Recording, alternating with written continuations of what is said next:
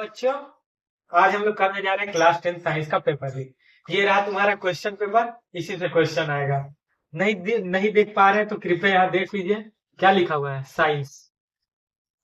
कोई दिक्कत नहीं है। और ये देखिए आपका एनसीईआरटी का बुक। आज हम आपको बता देते हैं कहाँ कहाँ क्या क्या आएगा पेपर में आपके। केमिकल रिएक्शन का सारा रिएक्शन, सारा एक्टिविटी पढ़ लीजिएगा।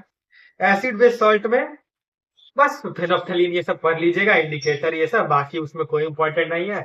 आयोनाइजेशन, वाटर कैसे ऐड होता है वो सब, पीएच स्केल, यूनिवर्सल इंडिकेटर आप सबको पता ही है। बाकी most important topic salt. Salt में भी कौन सा सॉल्ट? तो कॉस्टिक सोडा, ब्लीचिंग पाउडर। इससे ज्यादा क्या ही पढ़िएगा। बाकी फिर मेटल नॉन मेटल है तो मतलब मेटल का प्रॉपर्टी देख लीजिएगा।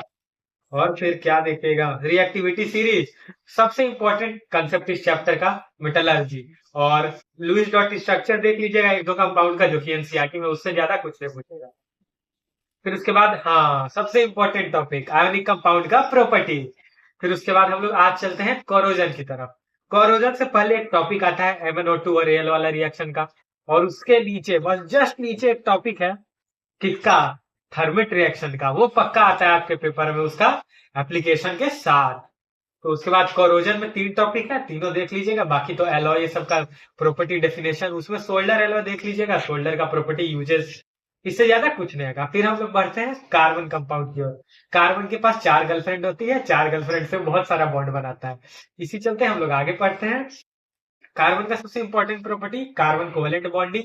और कार्बन बहुत सारा कंपाउंड बनाता है। कैसे? 2 प्रॉपर्टी के कारण, टेट्रावेलेंसी और कैटिनेशन। चैप्टर खत्म। कार्बन का 2 property, low melting point, boiling point. दूसरा कि इलेक्ट्रिसिटी कंडक्ट नहीं करता है। क्यों? इसका रीजन देख लीजिएगा।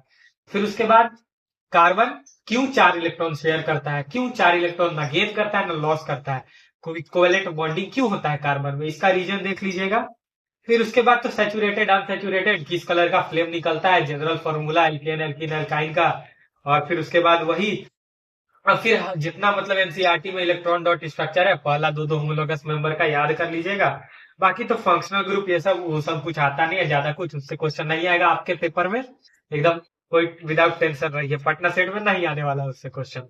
पटना सेट में क्वेश्चन आपका आएगा इथेनॉल और इथेनॉइक एसिड का प्रॉपर्टी से, याद रखिएगा। तो आपका केमिस्ट्री इसी तरह खत्म होता है।